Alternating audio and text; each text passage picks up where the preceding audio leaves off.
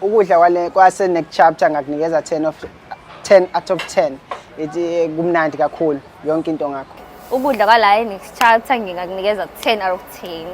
It's superb. I won't lie to you.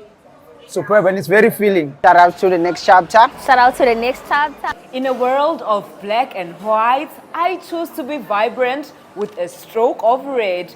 And the more ukuthi awungazi kahle uqala ukungibona, ungayitshela ukuthi ngikwi-management la ekhaya ngoba ngimeshe ne-management la ekhaya, angithi vele ngiyi-matchmaker.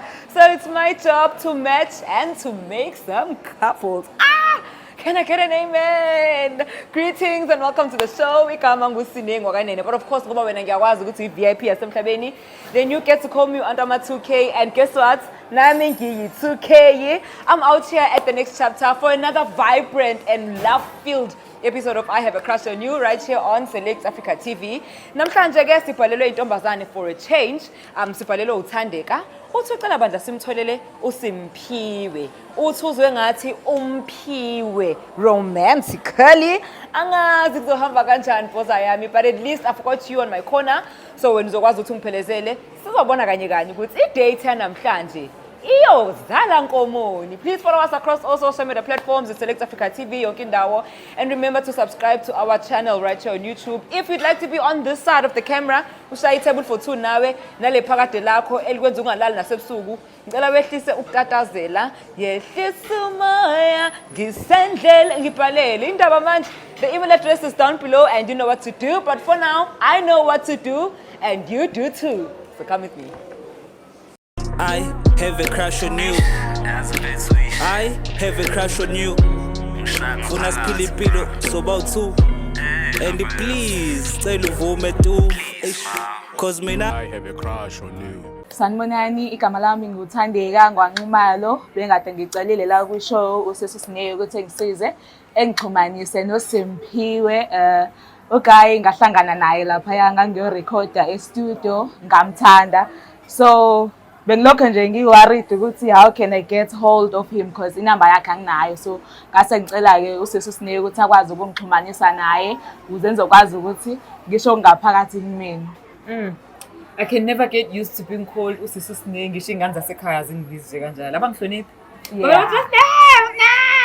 So ngiyamangala mengizofika la eThekwini bese kuthiwa sisi ngithi hayibo usakhuluma nami mina loyo. Impela wena nje impela usisine. We give you that credit because ngeke ngabona ubasiza nabanye baxhumanisa nabantu. So you deserve that name ngempela.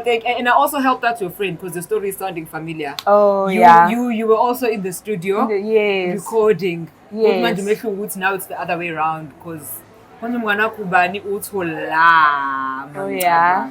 Yes, Okay. yes. But it's cool. So nanitshele nini ukuthi sithomi sovela ku show so too? No, tasho sizofuna kwenzakala nje just a coincidence. No, the story is exactly the same. Umehlo ukuthi yena wayibhaleliwe wena ubhalile. But I'm sure as friends mthatha ngixoxa. But it's fine. So uthi wena wathanda uSimphiwe yini yachaza kuSimphiwe? Yeah, openly I can say she's the kind of guy every girl can wish to have. Yeah, in a good relationship because uhamboli, open, uyaxoxa, uyambona ukuthi noma ekhuluma he has the dream, une-future yabo. Kanti ke vele nami ngidinga umuntu okanjalo une-future sokwazi ukuthi sibambisane, sazi ukuthi sibheke and build a legacy together. So uzowenza njani mangabe yena engafuni ukubhinda athola ukuthi usafuna ukuyidlalela? Because you look young and I'm assuming lo muntu ozengayilazi mhlambe slightly older than you or younger than you but nikwi age group efanayo mengiqagela ngikho sure. Am I right? Yeah, kungenzeka ukuthi maybe angahambisani nami but ngokumuzwa sixoxa nje ngokwaxoxa that day I can definitely show maybe 80% can align to what not you being so ngendoda sisi. The minute ukhoma ngendoda indoda izokugila. Uthi 80%. Hey! Uzobe 80% wenyembezi. Don't listen to me, I'm just joking. Okay. So you say you liked Indlela Ayiyo Menkuluma and you think Yes. he's focused, he looks like he's focused from the Yes. conversations you've had. But some conversations are pretty like, did you end up speaking in studio or did you take the conversation clap it to WhatsApp, to phone calls, video calls? No, sagcina nje e-studio because now I was having that thing ukuthi I'm a girl, you see. Kunzima ukuthi just nje approach uGuy, but then it's always ringing in my mind because no, I have to. We are living in 20th century now. Even a girl, if loving someone, can able to approach that person. So ngathi ngathi nje approach wena, then he's expecting ukuthi kube wena ozokubhejela yena imali, you take him out on dates because usually if kuyena oshele wena that's what we expect as ladies. Normally, yes, ladies, we say 50-50. So I will also expect 50-50. Oh, okay, cool. Alrighty, let's do this. Are you ready to see this man?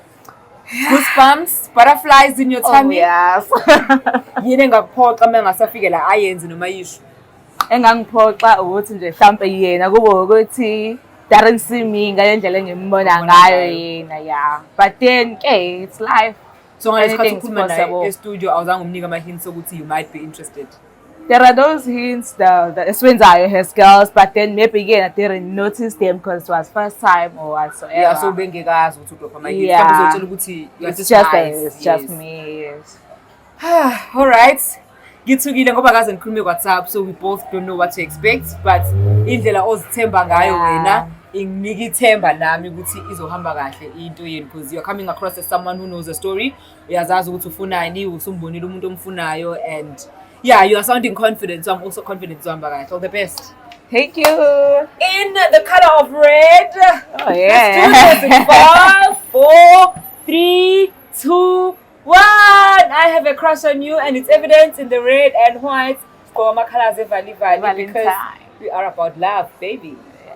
Still watching Select Africa TV, and this is I Have a Crush on You, and somebody has a crush on him. Yaphila. You look so familiar. I can't shake off the feeling of I've seen you, and I'm convinced I've seen you on this show. No, I have a twin brother. Sibabili wellness. Crazy! Yeah. So you come between now and show Dalila. Yeah. This is so crazy because what are the odds you as twins? Both of you end up on the same show. Wow! Now I'm fascinated, but there are things I can't reveal to you because it's gonna ruin the element of surprise. This is Ngayola. Anyways, let's let it go so Poka at the end. Yeah. Anyways, I'm from Select Africa TV. So the reason why I called is because someone has a crush on you. Kamalesho have a crush on you. So they're here to confess the feelings they have for you. Angengwazi ukureveal ukuthi ubani. It's a surprise, uzosibonela, but they are here njengamanje, so mangisukuma mina la uyena uzokhala phansi athola ithuba lokuyikhulumela. But I just wanted to give you a heads up ngoba ufonelwe yimina, so I can't call you ukuthi uze la and then mase kufika omunye umuntu ongayena usini because mina ngishilo kuwena ngathi igama lami bo. Yeah, so I wanted to check ukuthi right ngokomoya. Can you continue? Awamanda ama camera ukuthi akushuthe.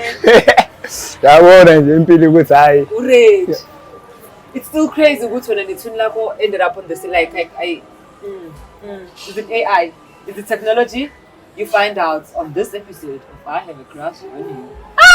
Okay, anyways, so how do you feel about being approached since you are a guy? Is it something since it's 2026? Sesiphile esikhathini samanje izinto yayisenziwa ngendlela efana nakudala. Ngingasho ukuthi okwamanje sanakho kokuthiwa lokho into engayijwayelekile. Akaze bekushele Lo uthi kuyaqala nje ngqala mhlawumbe. Akekho nje intombazane sekuyakiswa i-date wena ungayazi. Kuhlezi kuyimina nje ukhishwa imali, so it's the first time. Ngingafani ngumuntu osisebema. Into enzakalayo. So nje wona namhlanje ngifikile nje nami ngisathukile ukuthi hayibo. Ngeke bekuthumbe. Hayibo. Khona leli dlozi esivela via lathushu kancane. Kusho usevele wascore ama points for the fact that wenza into engakazenziwe. Engazenziwe ngiqala nginqala. Do you have a type emthweni? What's your type? Umuntu nje ungazwani umsindo. Ongazwani umsindo ezini ongathanda ukulwa or ukukhulumela support. Ongathanda ongarasi. Yabo umuntu ozothile ukuthi mayigqoka nje aqoka into ehloniphekile hayi le genge yabo. So basically anyone who's the opposite of me. Angigqoki kumanje ukuthi ngiyanemeza. So you're looking for a lady that is opposite of what I am. Yes, yes, Kane yes. party. Okay, cool stuff. So lo muntu engikulethele yena la namhlanje awazi wena ukuthi uba. And ngenzeka mayifika la kube umuntu omaziyo, ngenzeka kube umuntu ongamazi ongakazi ukuthi umbone. Iziphi izinto ezingabi turn off ngaye mangase kuthi uyambona nje. Iziphi izinto ongathanda ukufica komuntu wesimame ezikwenza ukuthi ish. Mhlambe izinto ayishoyo noma indlela actor ngayo yinde turn off kuwena kumuntu. Ugqoka nje ka. Kusho kube mina kwi-dates nayo ngabe nje indaba yethu. Ngabe ibalwa. Ekhaya sihlale ngikhuzo, ekhaya ngihlale ngikhuzo kuthiwa qhoka awuhlonipheki. Ayibalwa. Awumuntu sekude ukushada. All right, cool stuff. So do you think ukushelwa umuntu wesifazane kuwena njengomuntu wesilisa kusho ukuthini? Kusho ukuthi relationship iqhubeka as if wena umshelile or mhlawumbe one of the guys abathi mangishelo wena then wena umele take care of the financials, wena kumele makuthiwa kuyalotsholwa wena kumele ulobole wena ngoba phela wena uqala relationship. What's your stance on indaba ukuthi u-approach we as a man? Phela ukuthi yena ongishelile akushintshile ukuthi umile umuntu wesilisa. Kuzoqhubeka nje ngendlela ukuthi umile umuntu wesilisa umile nake yonke into. Yeah. Okay, cool stuff. So ready ukumbona? Ngiready kakhulu futhi. Awuthina? Lutho. Okay, it's a relief. Let us go check out how the date is going to unfold. If you haven't subscribed to Select Africa TV, please do so. Njengamanje, follow us across all social media platforms. And while you follow the show and the channel, follow us too, because it's kwenzeka waza. So stay tuned in and stick around. Njani Siphile? Ngiyaphila wena njani? Ngikhona nami. I'm sure ukuthi angaqala ukungibona. Yeah, mina lo muntu obebhalile kwishow kaSiso Siningi ngacela ukuthi angixhumanise nawe. Sake saxhumana e-studio before, hopefully uyakhumbula. Yes, I do. All right. So mhlawumbe uyayibuza ukuthi why mhlawumbe ububiziwe kwenzakalani. I'm not sure ukuthi bese bekubriefile or not. But then nje to be straight to the point ukuthi kaSiso studio ngakuthanda and then nendlela engabona iphethe ngayo yangenza ngacabanga ukuthi you can be the right person for me ukuthi singaphilisana empilweni and then go forward.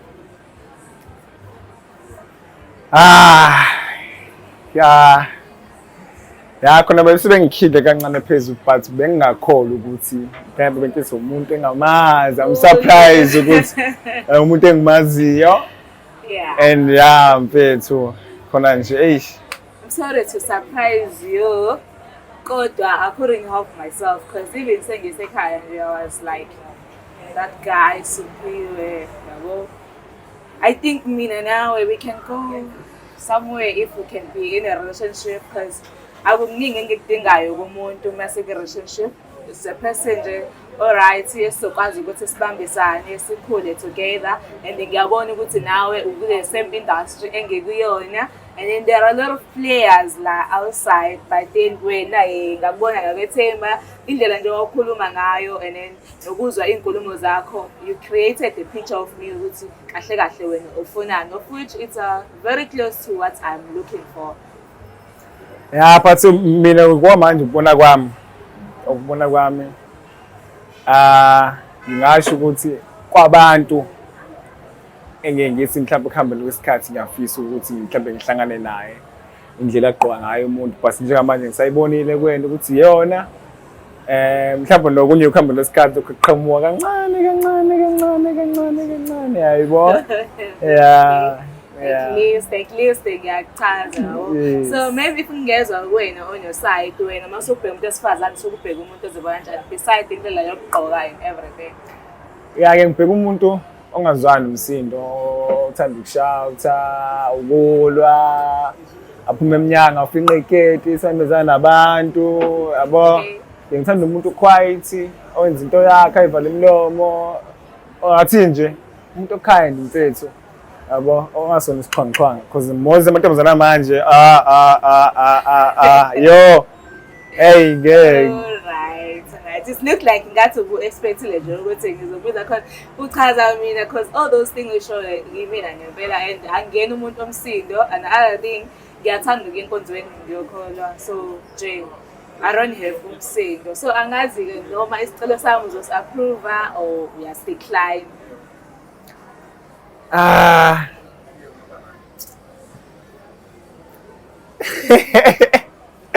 No, ukuthi ngingasho ukuthi ngiyas-approve because sokamanje ngisakubonile kuwena exactly as indlela engifuna ngayo, indlela ogqoka ngayo, indlela obuka ngayo, indlela okhuluma ngayo, exactly nomuntu esuke ngimdinga mina.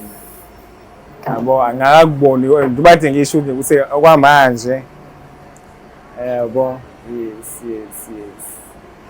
Oh wow, that's a relief to me. Ngiyajabula ukuzwa ukuthi isicelo sami uyas-approve and hopefully kule relationship esiqalayo ngeke size sibe ney'nkinga going forward ukuthi uzohamba usungitshela ukuthi mina engakushayela or what, because I see ukuthi I couldn't control myself like ngempela. Yeah, mina ngithi umuntu ulalela imizwa yakhe. Okay. So engakhali ifile embelekweni. Yeah. Ngiyajabula ngempela ukuthi shuthi we are on the same page. Shuthi I can call you my baby. Anytime. Yeah. So njengamanje empilweni ikuphi kodwa ubhizi ngakho nje ukwenza mhlambe nje ngibhizi ngo-music, ngiphinde ngibe umbhali, so ngiyabhala, ngiphinde ngenze-ke some other jobs online. That's why I did it. All right. So in what are you dealing with except the music lo engakubona kuwe? Chef. Oh, you cool. Yes, chef. And mawuthi mhlambe ngi-off kweso sikhathi leso ngiyahamba ngiyodrive for lezi moto lezi yabo lezo just to throw extra money. Now we are matching. Yeah, hustler, also a hustler. Kodwa ngisho ukuthi wena ozokuphekela. Yonke i-covered endlini, gcwele nje endlini ukuthi imasha trend. Yes. So relief, mhlambe uzokwazi ukulala ngami. Uzokuphumule nje na ukubona izinto zenzeka nje. Okay. Yes. Ngizonitshela ukuthi kuhamba kahleni but manje also ngiworried ukuthi ngathi conversation isheshe yaconcludewa akafiki ngisho ukuthi.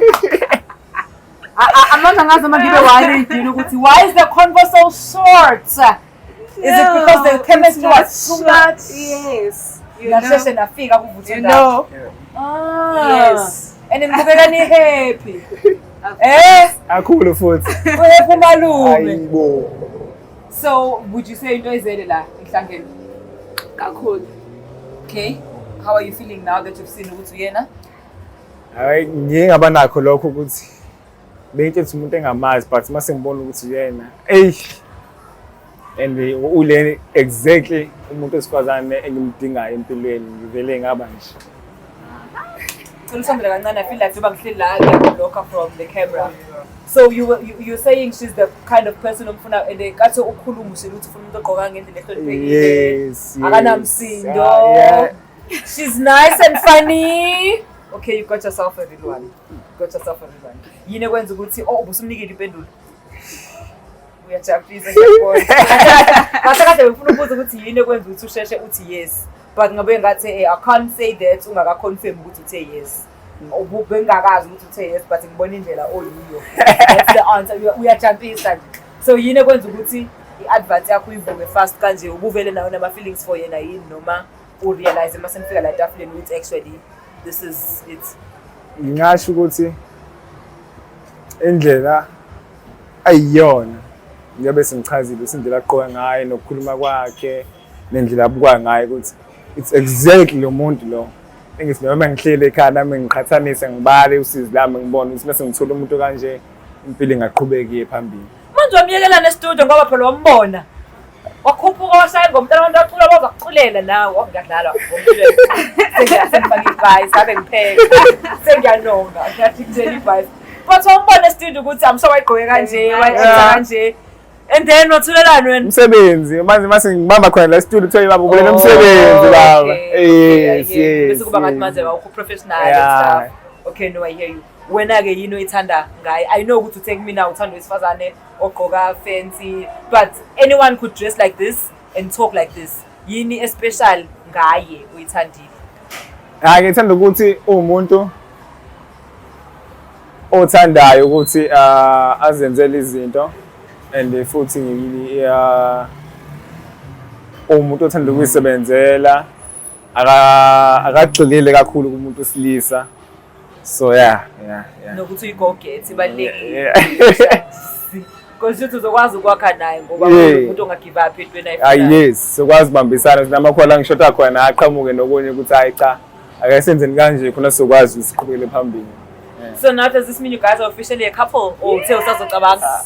Bo. Awusafuna ukucabanga. Hayi. Week. Usubona ngathi bawucabanga bazodlula bemthanda. Ngiveke ukuthi ngiyacabanga ukuthi yazi ukuthi ulinde ngisacabanga vele qhamuka omunye la vele hambe naye. Usaluthola ngathi umlindi. Vele qhamuka umfana wepholo la. Hey. Wow, okay. No, can we please go back to the conversation I had with you earlier? Khumbula ngithe uluka familia and you said you have a twin. Yes, I have a twin brother. I thought about it a lot sengingedwa ngizama ukuqhathanisa ama episodes ngabuyela on some of the episodes and I've seen if ngimbonile. Did you know ukuthi wayeze la bisho noma now find out manje ngoba find out ekathi mina ngithi cela uze la uzohlangana nami? No, phela ezabafana sisimese izinto sisixoxelane kancane ukuthi ayibafana ngiye ngahamba ngayendaweni ethize kwenze ukuthi nokuthi. So washo Nkosi yami. So when you got the call to come here, did you also tell him ukuthi awu nami sengibiziwe? Imtsheli bafo ngisathi ngizobona sengibuya. No, this is so interesting. Ngifisa ukwazi ukuthi idlozi lakini lisebenza kanjani because what are the odds ukuthi nobabili nikisho kwefanayo kuhluke nje ukuthi wena ulethiwe yena one day. And it happened ngamaviki alandelanayo ngestories cishe. So kushuthi cause naba ngithi ba uthi ngithule but Shusenzo, okay. All right. Can you guys please help me out on the count of 3? Niti, this is our next chapter since we are starting chapter 8 Ndawonye and we are at the next chapter. Right? Okay. Again, ngisho mina ngikophatha from Joloweni. Oh yeah. Itama kaphule. Okay. All right. Like a practice run. This is our next chapter. But you have to be in sync because manje you are one. Okay. Yeah. Are you ready? Yeah. All right, let's go. 1, 2, 3, go. This is our next chapter. Yes, kanjalo but with the energy. Honeymoon phase, new relationship. Okay. #love lives here. #relationship ends. Here we go. Are you ready? Yeah. 1, 2, 3, go. This is our next chapter. Okay, congratulations, Bafethu. Thank you so much for trusting us. Thank you for uzekthina sibe solution to the problem, the small problem that you had. Bafo ngiyabonga isikhathi sakho, ngiyabonga i-cooperation. Ngiyabonga nje indlela ohendishe ngayo. I'm so happy for you nobabili. And all the best ki-chapter entsha. Makuthiwa kuyenzeka nje awushaya. Thanks please. Khona MC la kwi-team, khona ama-camera, photographer, videographers. Yonke into enzoyidinga ngosuku lomshado already. Andidinga outsource asesikhona. Njengamanje usubhokhiwe nje ukuthi hawe ziyakhala. Ukuba intombazane yazi ngabe kuthiwa kuma comments because ngiyawafunda ama comments ale show. Ngiyazi ukuthi kube it was the other way around. Kube wena oshele yena waqoma fast ngezinga lakho. Bebezomjaja kuma comments awu ulula. Uyashesha bo akanasimilo. No mfethu imizwe ekhulumayo ukuthi lo muntu loyo wena. Hayi kumnandi. So akwazi ukujaja umuntu. Yeah, no kumnandi kubumjitha because ngeke bekujaje vele. Ungabi neshow semhlabeni la. I read these comments every week and ngingasho ukuthi angeke ngazi for sure ukuthi abantu bazothini. Okay. But there's a pattern that follows every week mengwafunda ama-script episode. So I have an idea ukuthi abalandeli bethu i-thought process ikanjani. Ukube nginemali ngabe ngithi asibhet manje ayibonwa. Ngabe ngithi asibhet ngeke bekujaje wena ngeke besho lutho but kube uyena oqome eli kanje awu bezothiwa nje we ngeke isimilo uyiki uyashesha desperate kodwa kube uyindoda akumnandi. Alright, still share guys, enjoy the food and once again congratulations and ngiyabonga. Thank you. Thank you. #young love, #love lives here, #red and white is for love. ready for danger. Danger is love. Dangerously in love. Ngashiselwa ke manje. Ngiphuza sparkling water and lokishini sisibiza ngamanzi anogesi ngoba nami ngiyintombazane enogesi. Mawukuthi awungazi kahle ngazofunga ukuthi ngidlalela imagesi or maybe mhlawumbe ubena uyitshela ukuthi ekhaya kunama shares kule nkampani ephehla ugesi. Listen, lovebirds and singles, thank you so much for tuning in once again to this amazing episode of I Have a Crush on You. You're watching Select Africa TV and Dikamalami Ngusine Ngwakanene, also known as Andama 2K or 2K Naya, the matchmaker. And I want to thank you and give you a special shout out for being a part of the vibe. Please continue following us across all social media platforms. Subscribe to this YouTube channel. Drop your comments down below. How did you find this episode? And what excited you about today's edition of the show? Minage, I have to love and leave you, but when I get more please do write me an email on the address down below. Now ngizokwazi ukuthi ngikwenze iqiniso ngoba nawe uyazi ukuthi Select Africa TV izokusetha. Ngivumele ngiphinde ngikusethe next weekend ngingasasho phela ingoma ka KO. But to get to limit again next week same time. Same place. Happy Tuesday.